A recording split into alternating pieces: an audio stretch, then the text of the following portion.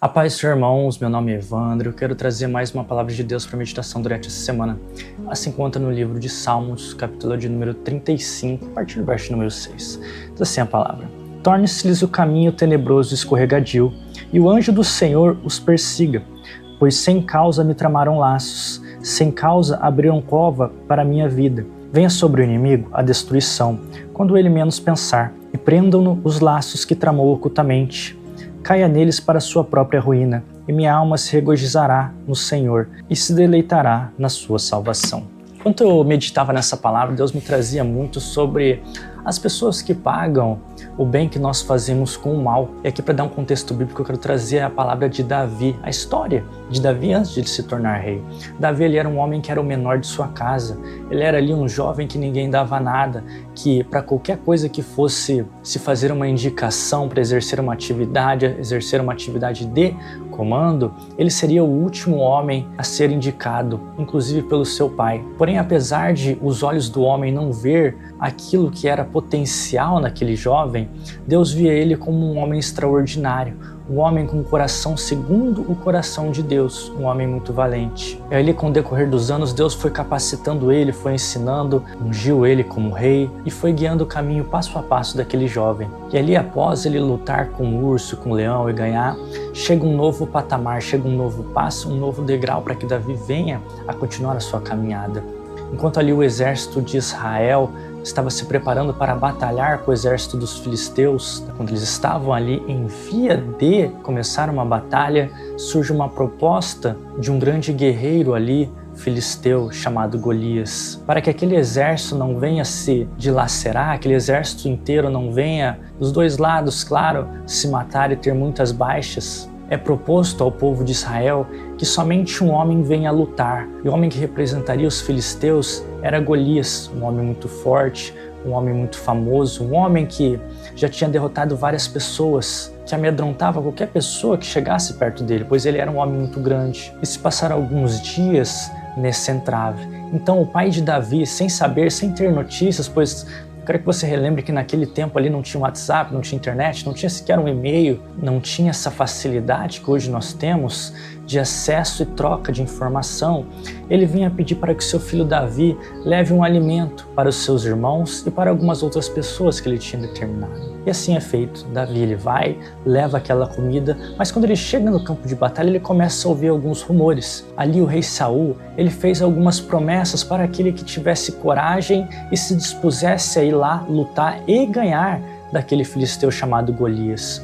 O homem se casaria com a sua filha, teria muitas benesses, inclusive seria isento de pagamento de impostos. É algo que Davi começou a ver com bons olhos. Porém, quando ele chega para falar com seus irmãos, quando ele chega para entregar comida, seus irmãos o tratam de forma ríspida, começam a falar coisas terríveis dele, falando que ele estava ali só para levar fofocas ruins, para levar notícias ruins e falar ali que aqueles irmãos não tinham coragem, que eram acovardados. Mas nós bem sabemos, com tudo que a Bíblia nos traz, que não era isso que tinha no coração de Davi.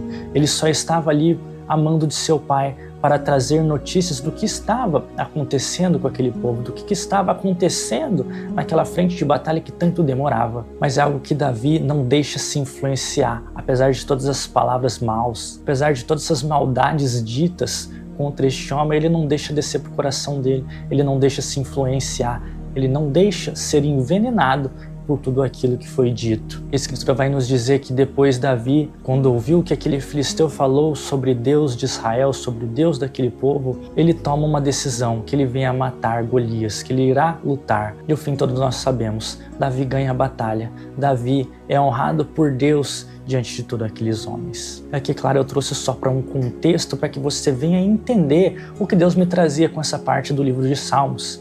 Muitas vezes nós temos feito tantas coisas por outras pessoas, nós temos nos disposto a fazer, a ajudar outras pessoas, sejam ali família, amigos, pessoas que muitas vezes nós não conhecemos, e essas que nós ajudamos muitas vezes têm nos pagado com o mal. Nós temos feito o bem e recebido o mal de volta. Não são poucas as vezes que eu passei por isso. Eu estava ali ajudando uma pessoa, um familiar, ajudando um amigo, um colega de trabalho, e essa pessoa, ao invés de, não digo de retribuir com algo bom, mas pelo menos receber bem aquilo, muitas vezes aconteceu ao contrário. falavam coisas terríveis, falavam que eu estava fazendo aquilo ali só para me aparecer, falavam que eu fazia aquilo lá e nem precisava, falava que o que eu estava fazendo era para me aparecer ou até fazia como uma forma de demonstrar parecer superior às outras pessoas que ali estavam.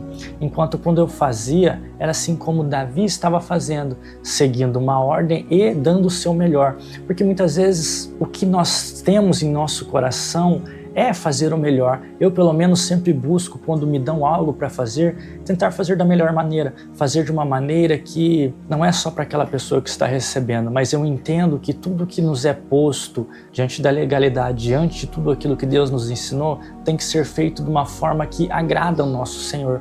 Eu sempre busco honrar a Deus no meu trabalho, nos meus relacionamentos, nas minhas conversas.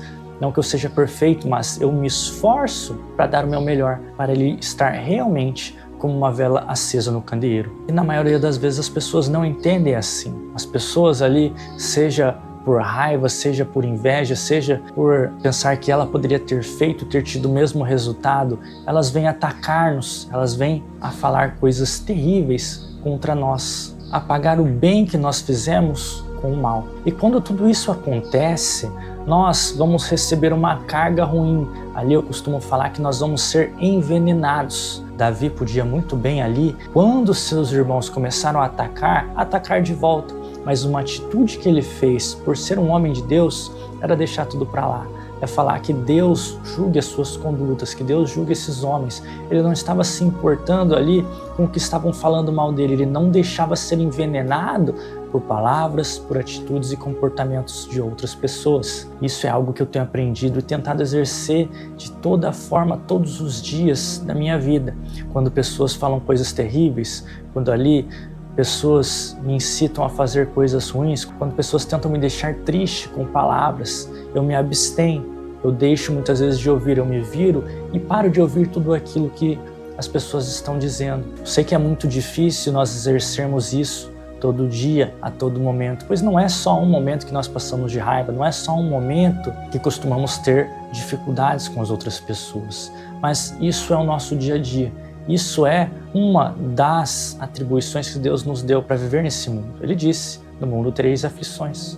No mundo nós vamos ter dificuldades, mas como nós que escolhemos Cristo, devemos entender que não é fácil, devemos entender qual é a nossa atitude e o que Deus faria. E nós só vamos conseguir fazer isso se soubermos realmente o que é amar a Deus sobre todas as coisas, o que é amar o nosso próximo como a nós mesmos. Que eu quero trazer uma experiência que eu tive num local que eu trabalhava. Tinha uma pessoa lá que ela era terrivelmente ruim, era uma pessoa que, nossa, foi realmente uma pedra de tropeço na minha vida. E todo dia eu tinha que exercer muita paciência, eu tinha muito que segurar a minha boca, segurar a minha língua, para ali não estar pagando aquele mal com mal também, mas sim o mal que ela me fazia com o bem. E eu comecei a questionar Deus, eu falei, Senhor, o Senhor tem deixado essa pessoa ali ficar num cargo de chefia, ficar, sabe, por tanto tempo fazendo mal para as outras pessoas. Ela estava ali há muito tempo já. E Deus não me respondeu na hora tudo isso, mas quando eu comecei a ir embora ali para casa, eu estava caminhando e Deus veio e me falou assim, pode alguém que não tem dinheiro dar dinheiro a alguém? E na hora sim, Deus já me deu um entendimento, que eu não entenderia só por essa pergunta. E o que ele queria dizer é, não pode uma pessoa que não tem algo dar algo a alguém, que é realmente isso. Muitas pessoas que vão estar na nossa vida, elas não têm amor, não têm amor próprio, elas não têm felicidade, elas não têm nada na vida. E o que elas podem te dar? Nada. Uma pessoa que não tem dinheiro não pode te dar dinheiro. Não que Deus não dê o amor dele para qualquer pessoa, mas a pessoa ela tem que estar disposta a receber o amor de Jesus e estar ali transmitindo tudo aquilo. Nós não somos uma represa. Nós, ao recebermos, temos que liberar para as outras pessoas. E muitas pessoas não vão ter isso. Pessoas que são arrogantes, pessoas que são soberbas, pessoas que são orgulhosas, que vivem infelizes nestes tempos. Não é uma ou outra pessoa que nós vemos que fazem tratamentos inacabáveis, que estão ali azedos a vida inteira, que são amargurados de alma e de espírito. E quando nós estivermos perante uma pessoa assim, nós temos que lembrar que nós não devemos pagar o mal com o mal. mas sim o mal com o bem. Nós não podemos nos tornar aquela pessoa. Quando nós formos envenenados, seja na mente ali como Davi foi, sendo criticado pelos seus irmãos, nós temos que lembrar o que Deus fez por nós. Deus morreu na cruz por nós. Deus nos salvou, Deus nos chamou para viver uma vida nova, para matar aquele velho homem e viver de tudo novo que Deus tem para nos dar. E aqui, Deus conta com as nossas atitudes, Deus conta com o nosso amor, Deus conta com a nossa palavra.